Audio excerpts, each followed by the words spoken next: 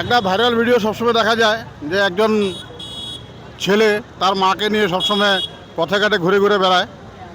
তো আজকে তো যেটা দেখতে পাচ্ছি ও কিছু কিছু জায়গা হয়তো ঘোরায়, কিছু কিছু জায়গায় মাকে অটো করেও ঘোরায়।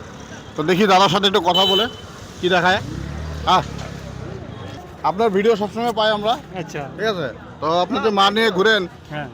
এটার মানে ইয়েটা কি, উদ্দেশ্যটা কি?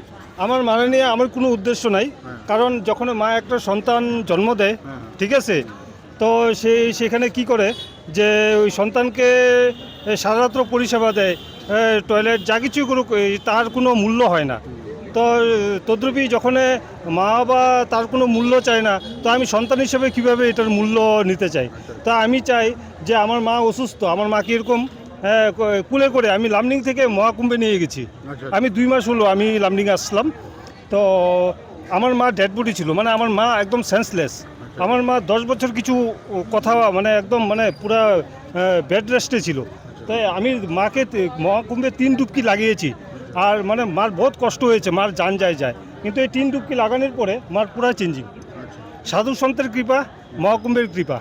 সেটা ভালো কথা। তো দেখা যায় আপনি সবসময় গাড়ি করেই ঘোরান, হুইল চেয়ারে করে। খুলছি। তো এখন কি আপনি অটো করে নিয়ে যাচ্ছেন মনে হচ্ছে? হ্যাঁ, মানে আমি আজকে মানে মাকে নিয়ে গেছিলাম হুজাই। হ্যাঁ, হুজাই, যুগিজান, রাধানগর এইখানটায় পূজা দেখিয়েছি।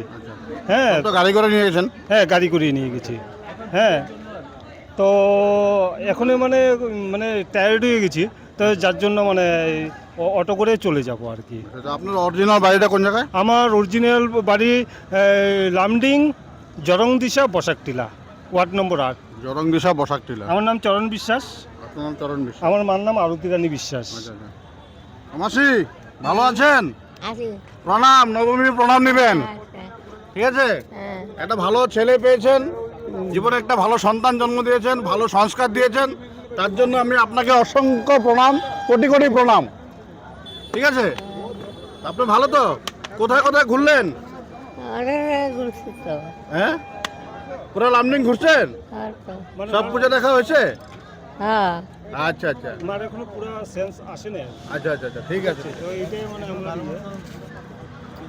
চলো, ধন্যবাদ, ভালো লাগলো দাদাকে দেখে, মাসির সাথেও কথা বললাম। আর এই আর কি, আমরা অ্যাকচুয়ালি ভাবতাম যে দাদা সবসময় লামডিংয়ে হুইল চেয়ারে করে ঘোরায়, তো হঠাৎ দেখলাম অটোতে উঠাইতেছে, ওই জন্য মানে একটু উৎসুক হলাম যে কথা বলে জিজ্ঞাসা করি যে কী ব্যাপার। তো দাদা বললো যে দাদা টায়ার্ড হয়ে গেছে, সারাদিন ঘুরেছে, আজকে হোজাই লঙ্কা দুর্গা পুজো। তো তার জন্যই আজকে অটোতে উঠালো আর কি। তাতে দাদা সবসময় হুইল চেয়ারে চলে। না ঠিক আছে, সবসময় হুইল চেয়ারে চলে, আজকে যেহেতু হোজাই লঙ্কা ট্রিপ পূজা ঘুরে এসছে, একটু টায়ার্ড হয়ে গেছে, মাসিও অসুস্থ। তো ঠিক আছে, কোনো ব্যাপার না, ভালো থাকবেন, সুস্থ থাকবেন। ঠিক আছে, ওকে। আছি, লামডিং আছি। আর মানে মতলব বেশি দিন নেই, মাকে নিয়ে এখান থেকে চলে যাব। কোথায় যাবেন আবার? হ্যাঁ, চলে যাব মানে যেখানটায় মানে অল্প মা যেখানটায় ধরলাম বৃন্দাবন, হ্যাঁ, বা হরিদ্বার, যেখানটায় মানে মা বেশি আনন্দ পায়। আচ্ছা। হ্যাঁ, ঘোরাঘুরির ভিতরে, পরিক্রমার ভিতরেই থাকবো। ঠিক আছে, তো আপনাদের সহযোগিতা কামনা দরকার। 100 বার ভালো থাকবেন, সুস্থ থাকবেন। ঠিক আছে।